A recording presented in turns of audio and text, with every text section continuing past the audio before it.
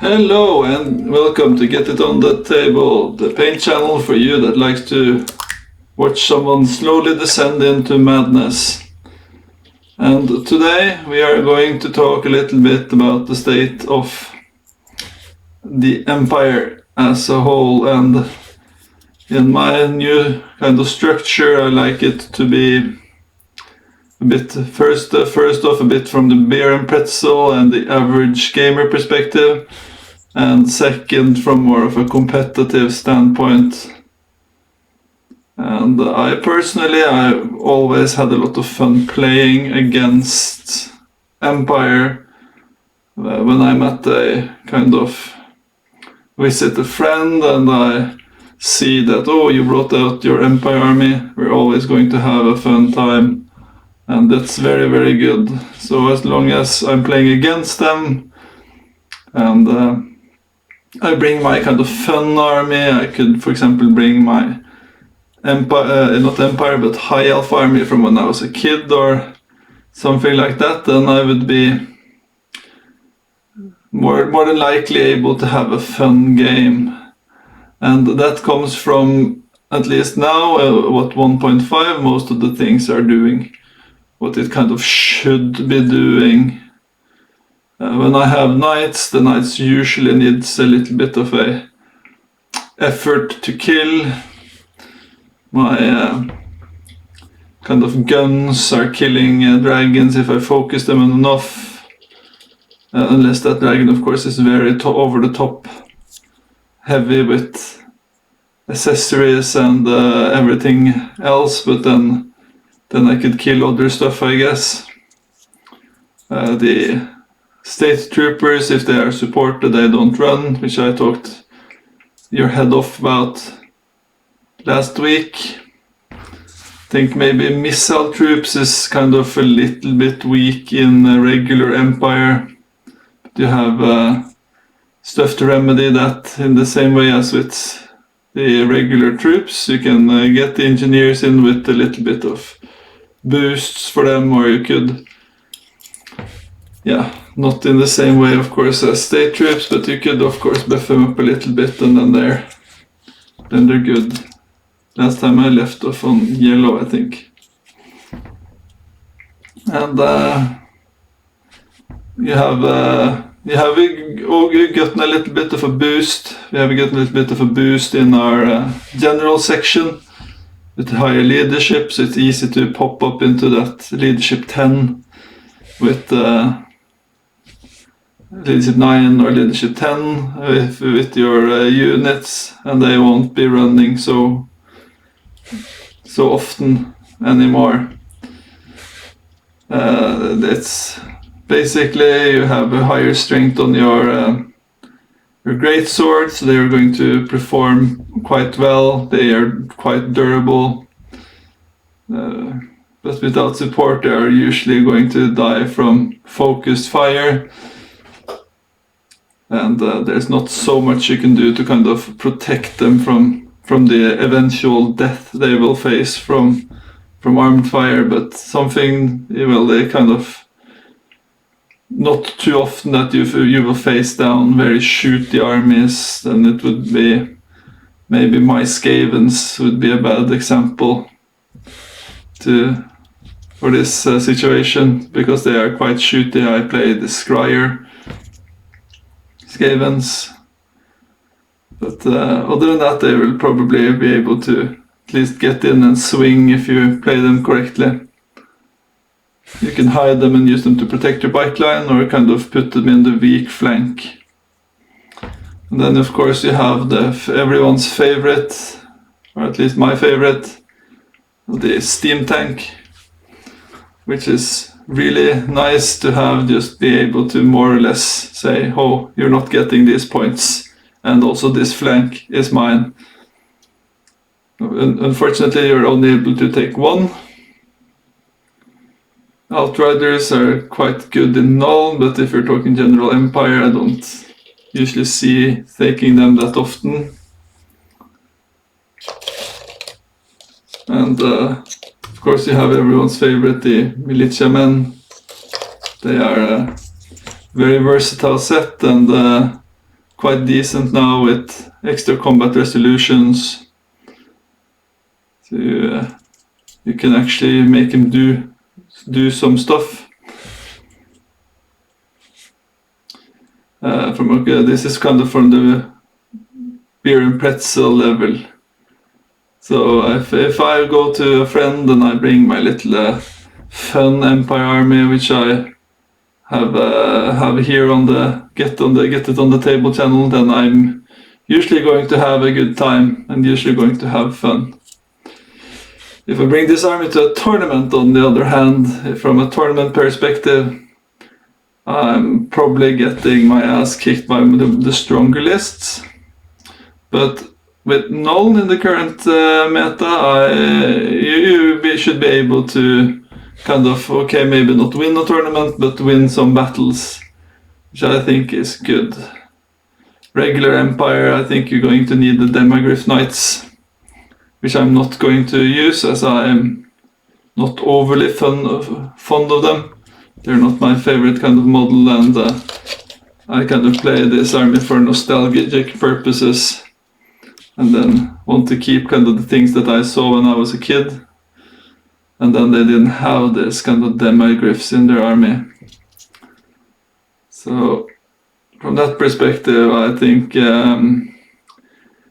me bringing a non-known tournament army up is unlikely if I want to kind of not get my ass kicked by more or less anything with a competitive edge. You kind of lack a bit of this fast scoring units, you lack a bit of punch in anything that wants to get on the other side of the table and kind of fight off things. Your knights don't kind of go toe-to-toe unless you use the inner circle knights, and then they become really expensive and not core anymore, so then they won't score, which of course rhymes. Then you have the state troops, which I'm painting now. They're kind of not the best of infantry. They're not as cheap as some of the more cost-efficient options like Noblars and zombies. My favorite, the giant rats. They're also not particularly fast, and they're not particularly punchy from a competitive point of view, and also they're not specifically durable. They have nothing. I think they're more or less the most baseline edition of anything that could be able to be fielded as a kind of core unit. They are more or less the bog standard. Light armor, shields, weapon skill 3, weapon skill 4 if they're veteran. So yeah, they're not going to win any prizes for best core option, and they're quite expensive, particularly if you compare them to the almost always famous men-at-arms, the peasants of Britonia. They are a lot better point for point and basically do the same thing, just cheaper, and have a lot of more staying power just inherently. They don't need support to be able to do kind of things in the way that you need for the Empire State troops. The steam tank, of course, I almost always see a steam tank in kind of like this lower tier competitor list, and I think it's just kind of an easy way to say, okay, I own this flank. This thing you're gonna have to put a lot of investment in, and you're probably going to not get anything out of that investment unless you have a specific tool that's really good at killing it. But that's unlikely. I can't on my feet come up with anything that I could just say, oh, that's tank, it's going to get off the flank. Before you could of course use poison. Poison at this point is not as good at taking down the steam tanks, So it had just a huge boon in the way poison has been kind of reduced in efficiency.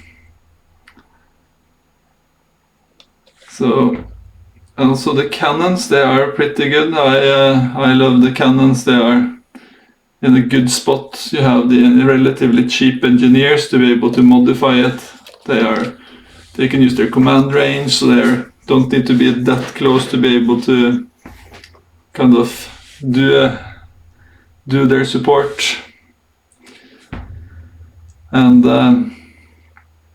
you have the kind of ability to pick and choose. So, for example, a good tactic is to shoot your cannons first, and then you see, oh, I didn't get any misfires, good, then I'll save my boost for my what's it called, Hellblaster volley gun instead, which is a nice touch.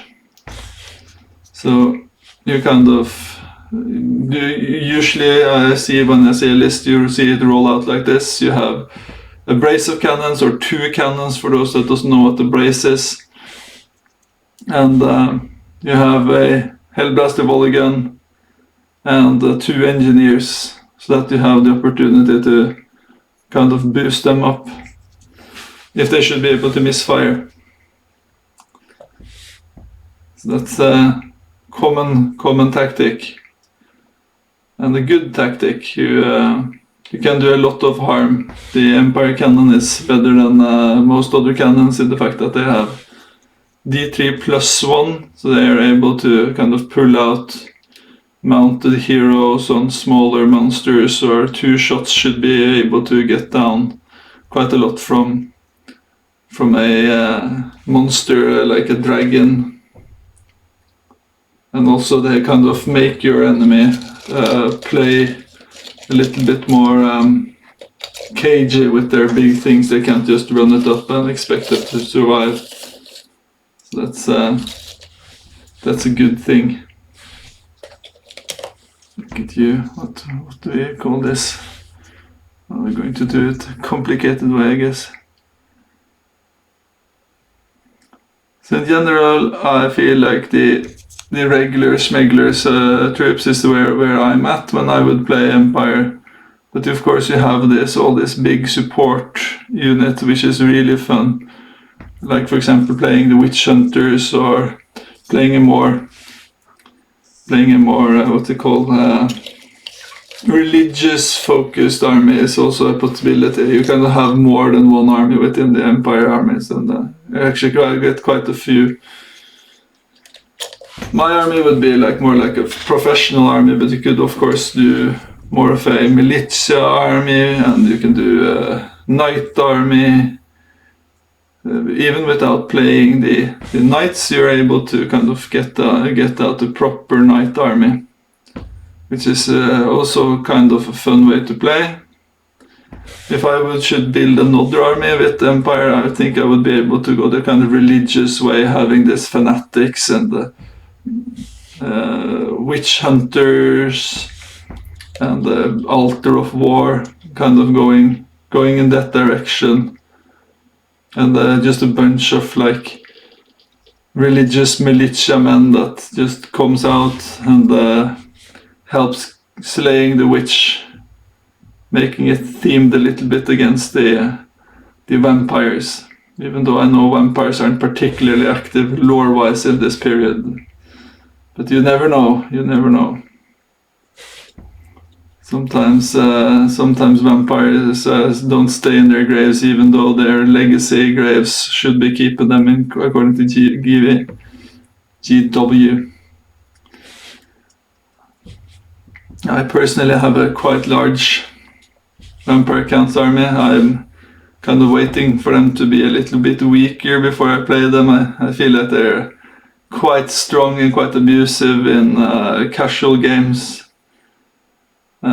Particularly now that infantry got the big buff, which is very good for them, because almost all their good units are infantry. Their grave guards and skeletons and zombies are now just playing out better, and that's kind of how you built it before. And Screams hasn't gotten weaker at all because GW don't update this list of legacy models, not yet at least. I have a big hope that they will be able to kind of get over themselves and start adding this list. I know a lot of players are a little bit wary of playing these Renegade packs or Legacy packs, since they are afraid that they're just going to disappear, like you've seen with, for example, 40k and other games. But I can't see a world where Ogre Kingdoms, Skavens, and Vampires are dropped from entirely from the old world, and at least from the professional setting. Then I think people would find a way to play them. Of course, the best would be if they got official support, so we didn't have to do the Renegade packs and other kind of workarounds. So I've seen a Null being able to kind of pull a lot of victories out of the hat lately, and that's quite exciting. I think it's a good meta when you have Empire out there. It's a little bit like with 40k when you see Space Marines in kind of the, not necessarily winning tournaments all the time, but at least you see them appearing on tournaments tops. Then they're in a good, the meta is kind of in a good spot. You all know the big baddie out there. I'm not going to harp on the balloons, but you see that the meta for everything other than the one on the top, which is the balloon spamming Cathay, they're kind of, you usually don't see the same army win all the time, every time. And that's good. You see more often than not the vampire counts very high on this list, and vampire counts went unbeaten in the last tournament I was in, but he was also a very good player with a very good army, and yeah, he deserved to win regardless. And next weekend, no, not the next weekend, the coming weekend, actually, I'm hosting a tournament here in Tønsberg, which will be very exciting. We'll do a full rundown of every battle. Hopefully, if I can get the tools to work, I will film every battle and make a quick battle report for every single battle I play in there. I'm going to bring my Skavens. I'm also going to do a video running down the list and telling you a little bit how I use them and what I think about my army. I can also get some video and pictures of the army as it is presented, and I will upload the lists.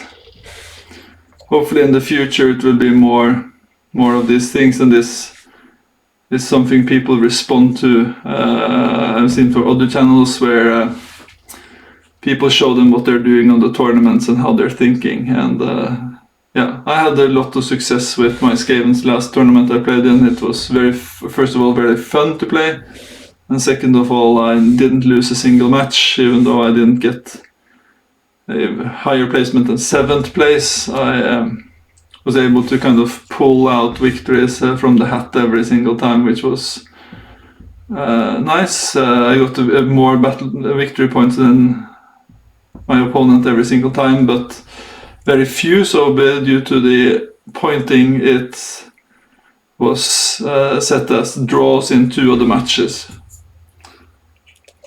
But it's better than I was hoping for when I brought the Skavens down to the tournament. I was thinking, I'm going to be in the lower tier, not the higher tier of the list. It was 20 players, so it's 7th place isn't necessarily that impressive, but with my competitive record in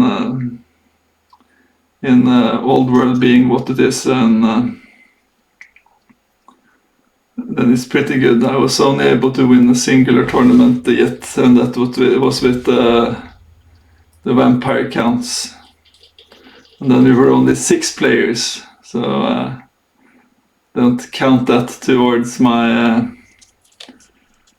my best list yet, since don't think any of the other players were particularly competitive, and yeah, I shouldn't knock myself down. I was playing better and deserved the wins, but it wasn't as impressive as if I could win this 20-man tournament.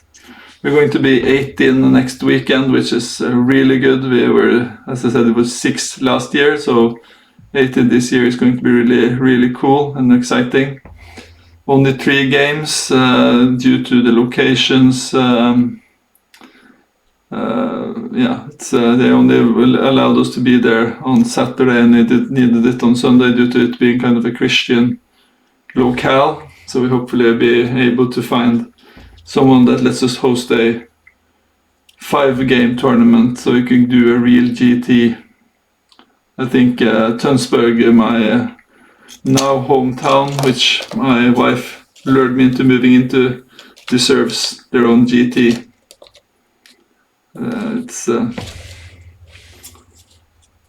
We are the oldest town in Norway, which or at least claim to be the oldest town in Norway. It's not 100% certain, of course, for any few very history interested people out there. This is more a claim than it is a fact, but it's one of the oldest towns in Norway. That's for sure. Not going to go into a lot of details, but it was claimed before we kind of could prove it, and then we just stuck with it ever since. So if you want to see an old Norwegian town, Tønsberg is a very good place to visit. We have Viking ships in the harbor at all times. So come to Tønsberg. And if you're here next year, then you can come and play at the local tournament. It's a low bar to enter, and very fun and nice opponents. And hopefully next year we're going to have beer, which we don't have this year. For a beer and pretzel game, I think having a beer with the game always makes me play a little bit better. With diminishing returns, of course.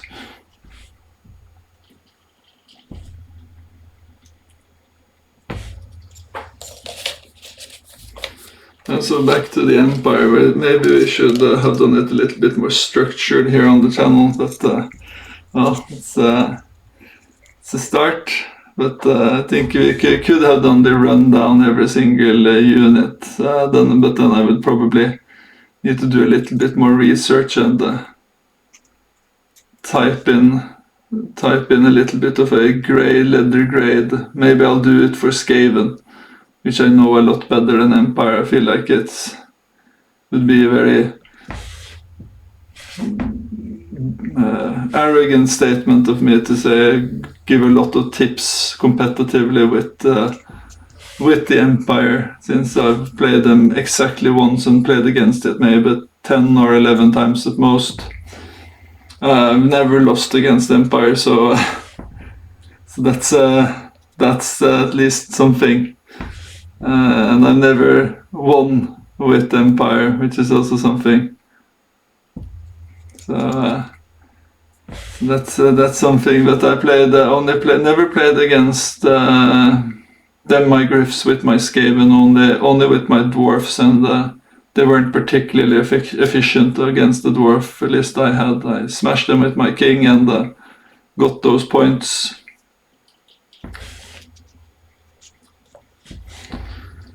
But if I want to give an unofficial kind of ranking of what I like in Empire, I can do that. Of course, it's from a known perspective. Absolute favorite known unit, Steam Tank. I think any list should have at least one. Second, I would tie up the cannons, great cannons, and the Hellblaster. you're not playing null unless you have at least a cannon and a Hellblast blaster. And then the third, I would always include an engineer. Same reason, more or less, for everything else. But an engineer is good at in Gnome, can buff up your handgunners to be quite efficient when you have around 16 or 15 handgunners, and you give them the double shot on long range without the minus from Squintonoff's magnifying glass, then you're able to kind of pack a little bit of punch. And you also have a really useful model giving the unit immune to psychology and transferring it to their parent unit if you kind of stay and base camp around your cannons. So engineers and then outriders are really, really good, and particularly now with the scoring. Put in say 2x6 in your list, you have a really good mobile shooting platform, and you also have a really good mobile scoring platform, which is usually something that you would be struggling with, since the other option is archers or this either handgunners, which are really bad on mobile platforms, and this much slower state trooper, which is also not a very good platform for moving into objectives. They are easy to block, they're easy to kind of see where they are going, and they're slow. So yeah. Next after that, I think I don't have it in my list, but the War Wagon is really good. It's kind of a jack of all trade, master of none, but still it kind of fulfills a lot of tasks, and it could be surprisingly strong when it charges too. People think of it as a shooting platform, but it kind of fills a little bit of the same role as Outriders minus the scoring, where you have like a shooting platform, but then suddenly out of nowhere you could convert into kind of a charge, and then you could take your enemy aback, which is always good. You know, it's never let your opponent know your next move.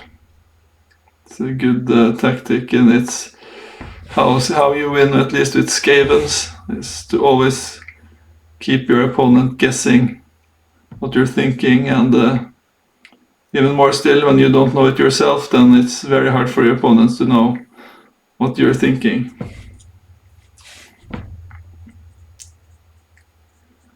I think also the Road Wardens are worth a mention. It's their biggest kind of downfall is that they kind of compete with the Hellblaster and the Steam Tank. But but you can also still have a unit of Road Wardens and a Steam Tank and a Hellblaster wall again, so you kind of could squeeze it in there if you want. But I usually understand people that would just take another unit of Wardens instead, since I feel that Wardens are more or less objectively better than Road Wardens, particularly with the scoring now. You know, you need all the scoring units you can get, and the Road Wardens, you should always weigh them up against a unit that does more or less the same, which is the Outriders. Then another unit that is kind of crept up for me is the state troops. I feel like they really have a value in the army now. They went from being kind of a tax to being kind of something that you want to have together with the general of the empire. I personally use a kind of the profile from Hans von Löwenhache, which give you kind of negates the you don't have to kind of build your army around having very few drops, or if you want to have very few, or if you have fewer, you can potentially get a +2 on your roll-off. So your opponent can't get in a position where they more than likely are going to start anew, which is nice with the army that has such long range on their cannons. You kind of want to be the one starting. So if you have large units and detachment, you're able to kind of keep very few drops in your army. Since our detachments and cannons drop at the same time, not the same time as the detachment, but the attachment drops at the same time as this parent unit, and all cannons drop at the same time.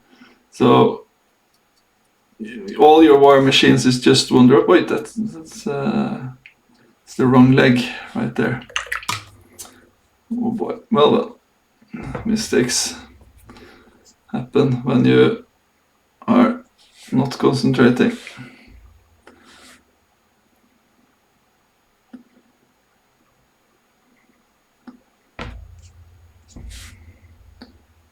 Always nice to get a rule on how you do this when you want to speed paint, because then you avoid kind of these unconcentrated mistakes. It's very happy news for me, because I've gotten a couple of commissions, and you're going to think, oh, who's crazy enough to do commissions? I maybe harped on this last time, but there are people out there that thinks in a way that they want to get their armies just right on the table, and that is what I'm offering for a very low price. I'm hopefully going to do kind of a time lapse of a commission paint for Minotaurs, and then I'm going to do an Orcs and Goblins for one Orcs and Goblins list. Maybe Lizardmen too, it depends if it's selling it or not. So hopefully I will be able to do Lizardmen, even though Lizardmen are coming up in this channel with my old childhood Lizardmen army at some point soon. Soon enough, once I've done with this army.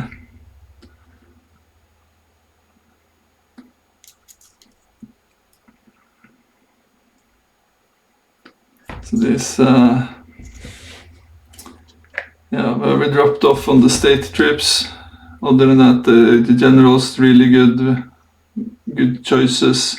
I think you should more or less always bring one, either general or a standard bearer. For my build, I'm going with the null flag, which gives me stubborn. Every single time. I just love stubborn. It's one of my favorite rules on a unit, because you kind of can say, oh, you didn't kill everything, but you're kind of still stuck with killing it. And when the point of your units are more or less to protect your artillery, you always want to be sure that you can stand and fight for at least one more round. And there's very few things in the game that can kill 30 state troops outright. Then you're able to fight another day and destroy whoever is trying to get the off objectives or something like that. Okay, last one we did was this one. So good. Maybe I should do a shield, right arm, then left pant thing. And then the feather, the last thing I should be feather. Yeah, it's the way to do it. And I'll see if I follow it, but I'm a gangster, so I don't always follow the rules.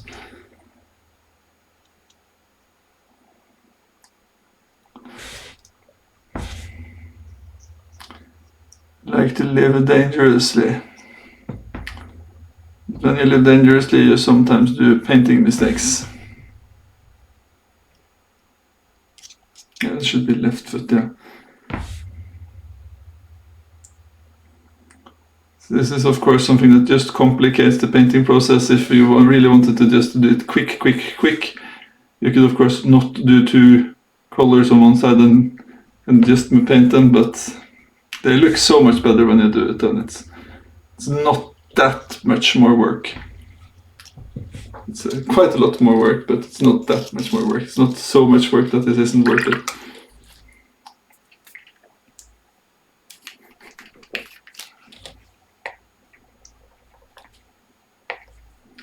And since these are kind of just table models, we're going to do a little trick here, which is covering up our mistakes. And I know I'm going to do purple later, so I'm not awfully picky on how well covered up it is. I know you can notice it's a little bit yellow, but I can tell you one thing. Once we get purple over it, no one's going to notice. That's why you do dominant colors after. You can cover up all your little happy accidents, as Bob Ross would say.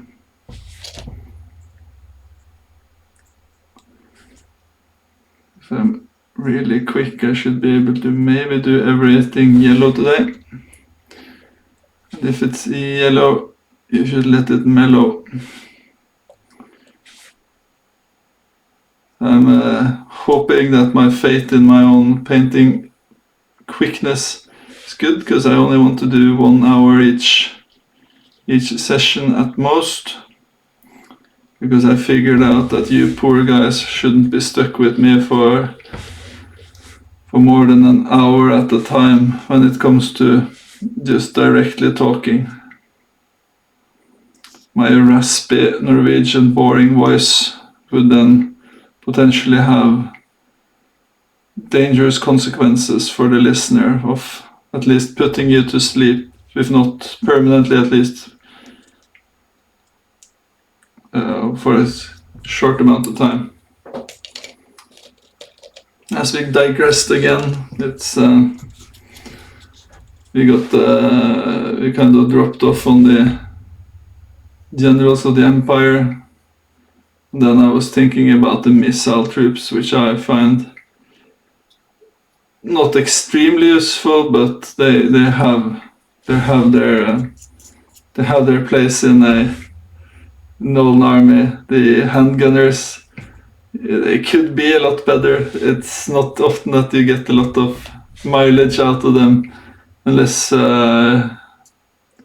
even still you don't make a big unit, so you can get one time, you can get like 15 shots out of a unit of 15, and then you're probably going to shoot one more time, and then they're most likely dead. There's very few armies that can't get to them by round 3 unless you put a lot of investment in protecting them, but then you have bigger fish to fry. So I usually use them to redirect the charge to avoid getting units to overcharge into them and overcharge into, for example, a cannon. So you can use them to block a unit of knights, for example, from charging into your cannons, and then kind of doing what I like to call like a little rampage with your war machines once they are behind your lines. So as long as possible, try to avoid getting stuff behind your lines, and then the way to do that is kind of thinking the war machines is around here, your unit is here. Instead of having it like this, you should have it like this. Then the enemy had to align like this, and when they overcharge, they will charge away from your war machine that should be here. Then they will run this way. Or they have to restrain and reform, but then they're not going to be into base contact before another round. And by that time, you can either shot them to pieces or run away. As with Skaven, I think a lot of the most underestimated ability in the army, in the game, is the ability to flee. Planning to flee is such a good way and such an unexpected way to, because just reducing those points that the enemy gets from killing you into fleeing, that's 50% of the points back. But another point is, if you can avoid him killing it one round, then this is one round that unit is not going to kill stuff. Next round, okay, it might be able to kill it and they get the points, but hey, they're one round behind now. They're farther away from picking a point. And it's many people that think that, oh, well, it gets destroyed when they flee. No, that's only in combat. You can flee, you can make a unit fall back over the unit flee over the unit by design and make it fall back in good order to get away. And that's kind of what I did with the Skaven. And if you have the rallying cry, you're more than likely to get it to turn. But if it only fallbacks in good order, it's able to also shoot in the next round. So you can use a fallback in good order to kind of get it into position. It's easier with Skaven because they have worse leadership. Yes, that sounds crazy, but having bad leadership is sometimes one of the best boons Skaven have. Because you could really position them with their bad leadership into a good position with the fallback in good order. As long as you have more than half unit strength, which a war machine will almost always have, because they only have one model, then it will fall back in good order if it gets fled through and ends up falling back. And then you will be able to get it into a new position or out of the charge arc of the enemy or charge range of their enemy, and then they live another day. Or if not, then at least your enemy might be out of position. It's always be good to think, should I flee? Fleeing is very underestimated and a very good Skaven tactic. Which I like the ability to always subvert my enemy's plans rather than having plans on my own. So as long as you make your enemy unable to do what he wants to do, then you're in a good position. Of course, you could have plans where you want to do things, but that isn't really Skaven there, because plans of rats and men usually never comes true, or mice or men, I guess, but for my part, rats are more relevant. Being a deer rat boy myself.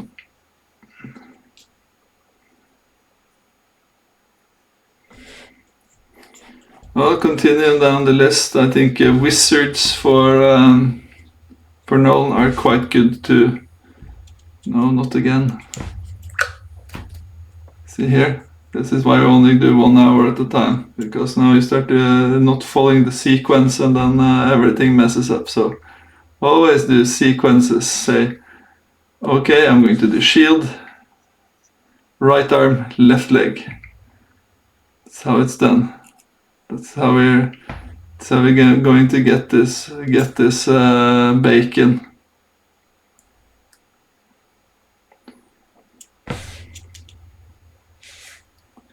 Lucky for us, this is yellow, and yellow covers up easy. And also looks very nice and pops out very fine. So when people see the army on the table, they're going to focus on the nice bright colors, and they're going to be tricked into thinking, oh, this is someone who did a good job. Well, let me tell you something, this is all smoke and mirrors like the Wizard of Oz. And if you also want to do this, you're very free to copy my philosophy. I would not be mad, and I would be flattered if someone said, oh hey, I learned tricks to get my armies on the table from you. This was what it is. It's tricks, not kind of painting skills. You can attest to that if you go on to YouTube and see really good painters, and you can just see how easily they can just get these really nice models, but they probably use more time on one phase than I'm going to use on this entire unit. And I want to get it on the table and be able to fight some battles within my own lifetime.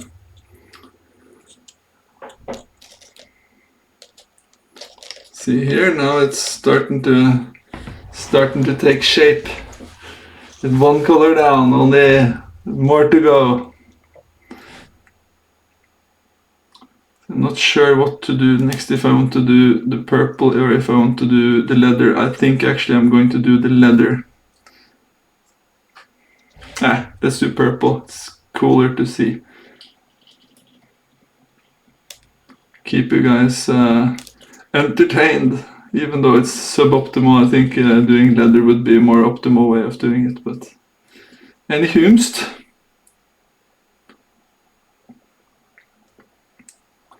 Still optimistic about the timeline. I have big dreams and big hopes that 12 hours should be enough. This is the biggest unit by far.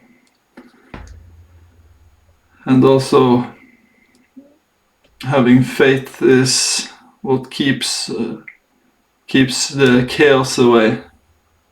So as long as we have faith in this channel, there will be no chaos on this channel, which will last until next week, when we were going to have some beastmen, which definitely are chaos, maybe chaos in its even truest form. Looky here, well, it's going to be leather at some point. Well, I think I'll do leather next. You are painted. And then we have a couple more to go.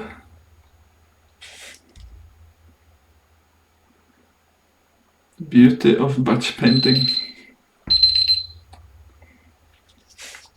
Let's finish off the yellow first, and then we'll wrap it up for today.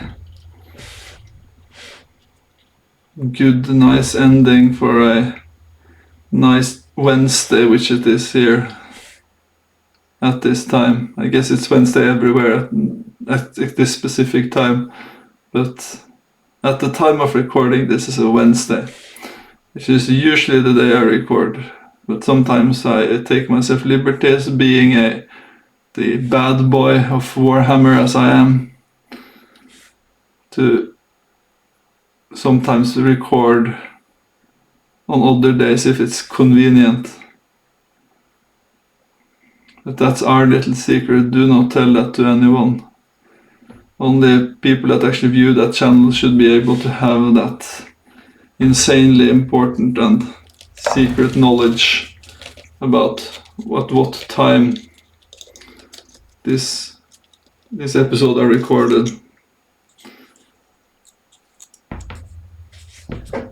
Of course, I will not send anyone after you. If you do, so you can still sleep well at night, but I would prefer it wildly if you did not share that information with the wrong kind of people. And by the wrong kind of people, I mean people that would be really bored to hear about when unpopular streaming channels are made in the week, and when they are sometimes not made at that point too. Don't think it's would interest anyone, and for your own social life, please refrain from using that information in social contexts.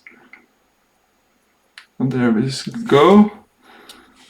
This last little vestiges of yellow that we can see, at least at this point, and then probably have missed a lot. I have to do some touch-ups, but so far so good.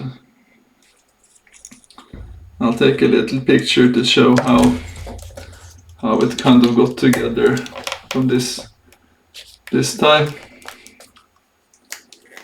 And that's a wrap. Stay classy, San Diego.